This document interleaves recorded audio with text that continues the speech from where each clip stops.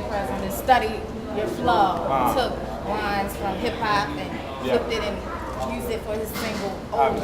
Are you at all humbled by that, or what's your take on artists, mainstream artists taking revolutionary, not just hip hop artists, but poets' lines and flipping it and turning it into something totally different? Well, am I humbled by it?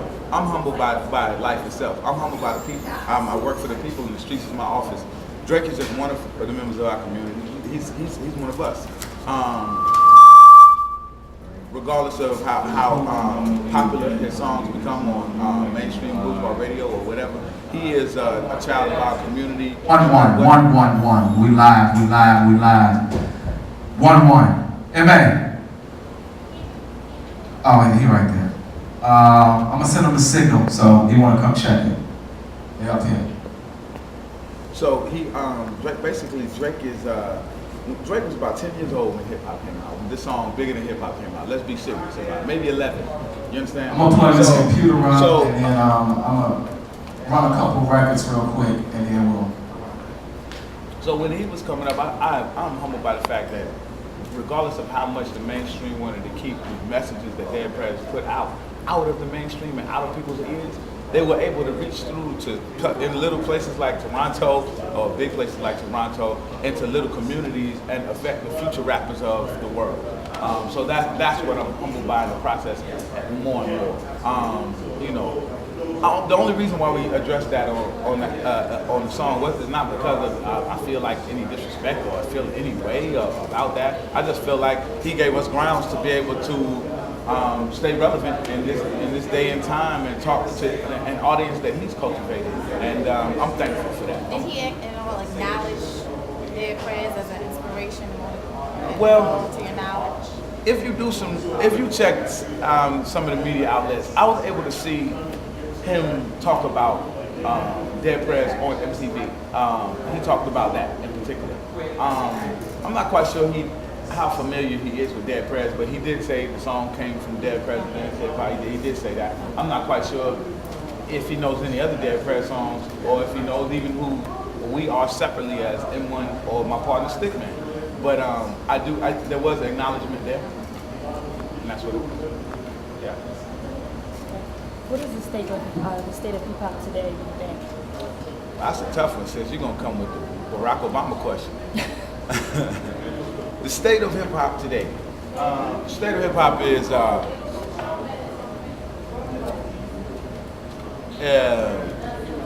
natural progression from our past years, a struggle against being diluted, watered down, overcapitalized, corporatized, and dumbed down. We are one step more in the fight. The artists are losing. The artists and the people lose because the mainstream, or the so-called mainstream, I call it the painstream, is about a cookie-cutter technique and maintaining status quo, successful hip-hop. You understand what I'm saying? Where there's only a few people at the table who are able to eat or able to make a living from this particular art form. It has done a lot to preserve the heart and the desire, the hunger in artists who want to present their art, regardless of whether it's about a record deal or getting money or not, because those days, the phases of that is over. Now independence is the word of the day, which has always been the word of the day for Dead Prez. We needed a way to present ourselves, which became like our platform of Loud Records, which was entrenched in the regular way you get a record deal. But we were happy to depart from that Sony Loud Records kind of setup in order to get into a place where we felt we could talk directly to our communities. And that's the most important part about what's going on in hip hop music today, is the direct connection with the people who are listening to what we're saying. Before, you had to talk to the middleman or pay the radio or pay the video people in order to have any sort of evidence that you are alive. But now that evidence can happen regardless of whether you are shaking hands with the devil or not. You can now create that medium for yourself. And so for me, like I said, the word for today in hip hop is independence. And I think that's going to be the strength of the future of our freedom of speech, our freedom of action, and our movement. For me, I'm always, this is not every artist's fight, but mine is to fight to get the hands, the grip of capitalism off of hip hop, out of hip hop music, because it's that exploitation that allows the image of hip hop around the world to be used to propagandize the things that's going on in America as cool and okay. That all we doing is pop champagne, or all we doing is whatever, and the reality is we thinking on all kind of levels in many communities, and you don't have to come from where I come from to be a thinker these days. There are thinkers in all of these walks and spaces. So that's part of it. I would have to Barack you in order for me to get the whole picture, but that's what it is. Yeah. That's the second reference you made to Barack Obama. Oh man, am I wrong for that? Yeah, no. Okay. You guys always had a strong political voice and a strong political awareness. Right. Has this administration slightly changed your view on American politics, or has it created some type of optimism?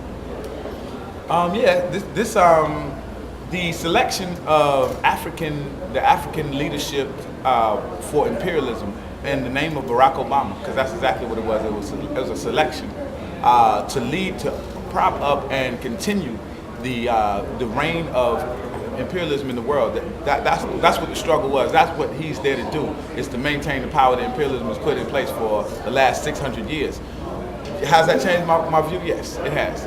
Because we're able to see the psyche of African people moving to a new stage. We have to recognize it what it is. I call it scientifically because that's the only way I can. A lot of people call it emotionally, and I'm not emotionally attached to anything about Barack Obama. What I am is scientifically analytical and critically analytical about what stage we're in when you have a leader who is of the same reflection as the colonial subjects. This is what's called neo-colonialism. Under the Kwame Nkrumah, Frantz Fanon book of political education, if I can put it that way, we in the stage of neo-colonialism, which is white power in the black face. Barack Hussein Obama is an apologist for white power. He is a representative of white power. And you still feel this way even though he received a lot of racial attacks since he's been in office? It has nothing to do with racial attacks. Okay. Because you criticize Barack Obama doesn't mean you're a racist. Okay. White people who criticize Barack Obama have the right to. Black people should criticize Barack Obama. Because if you paint silly faces and put them in a noose, well, that's outright racism. Yeah. That's what I'm speaking of. But we're talking about people who are saying he pledged $6 billion to Israel before he got into office, which is a white power state in the Middle East, which is true. That happened. The lies that he told to the black and brown community about immigration that he double talked on and snake fork tongued us through the whole process, and now it's crapping on us. This whole idea about healthcare being in any way progressive, which he's 20 years behind any progressive healthcare. Look at what's going on in Cuba, Venezuela, anywhere around the world. Then the next country over, Canada, and you will see that this country is 20 years behind in healthcare, or even the idea of reform. Let's talk about anything that Barack Obama is doing. He is pretty much playing games with the ideas and minds of what African people have entrusted in him. There's this. See, I don't have a subjective relationship with Barack Obama. Oh, he's black. Oh, his children are beautiful. Oh, he has a black wife who's strong. Fuck all that. I know plenty of black people who have that. I know plenty of black people who are doing that, who are revolutionary. Barack Obama is not a revolutionary. His administration is not. His approach is not. I was fortunate enough to be privileged to live in Chicago, Illinois, during the early 90s to work on the campaign to free Fred Hampton Jr., which I was the leadership of, and was able to go into the offices of state representatives, senators, and the like, who would help the Fred Hampton campaign. When I approached Barack Hussein Obama, he turned his face and walked away from me. Where I could talk about other people who did help. I recognize when we have somebody progressive and what's progressive, and this is not. A lot of criticism lately, as of late this year, this election year, saying that black people are not coming out, black people are not supporting. Our numbers are down. It's not the same as 2008 when Barack Obama was running for president. What do you think the reason for those numbers being down? Down in what particular category and supporting what? As far as black people coming out and supporting candidates. Candidates? Yes. Since Barack's election? Yeah. This is interesting. Well, I think it's a direct relationship to what people have been promised and what they're getting. When you see no significant success or change, qualitative change in our life, when we were promised that would happen, then why would we believe in that process? Why would we? You know what I mean? Which is the reason why I didn't vote.